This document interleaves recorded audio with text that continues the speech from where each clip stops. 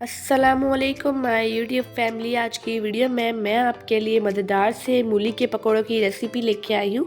आपने वीडियो को स्किप किए बगैर देखना है। रेसिपी को स्टार्ट करते हैं। इस रेसिपी को बनाने के लिए यहाँ पर मैंने एक मूली ली है जिसे मैंने छील लिया था। अब इसे हम ग्रेट कर लेंगे।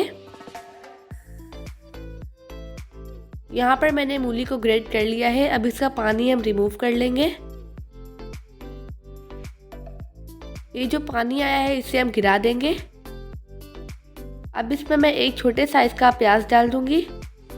चॉप किए हुए मूली के पत्ते डाल दूंगी। चॉप की हुई हरी मिर्चें डाल दूंगी और ढेर सारा ताज़ा हरा धनिया डाल दूंगी। आधा कप भर के बेसन का डाल दूंगी। अब इसमें हम स्पाइसेस ऐड करते हैं।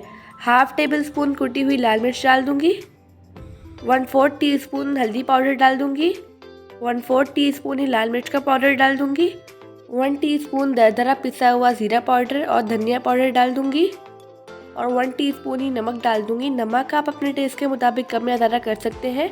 इन सब चीज़ों को मैं अच्छी तरह से मिक्स कर लूँगी। अब बाइंडिंग के लिए इसमें मैं 2 टेबलस्पून कॉर्नफ्लोर डाल दूंगी।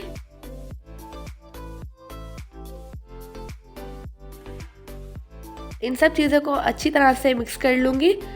इसमें हम पानी बिल्कुल नहीं ऐड करेंगे क्योंकि मूली है वो पानी रिलीज़ करेगी, तो मतलब पानी डालने की ज़रूरत नहीं पड़ेगी।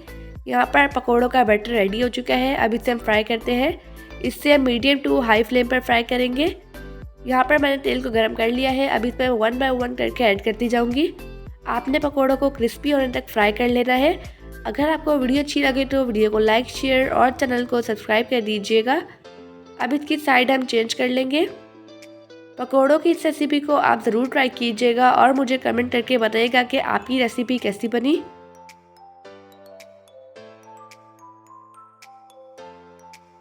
यहाँ पर पकौड़े फ्राई हो चुके हैं।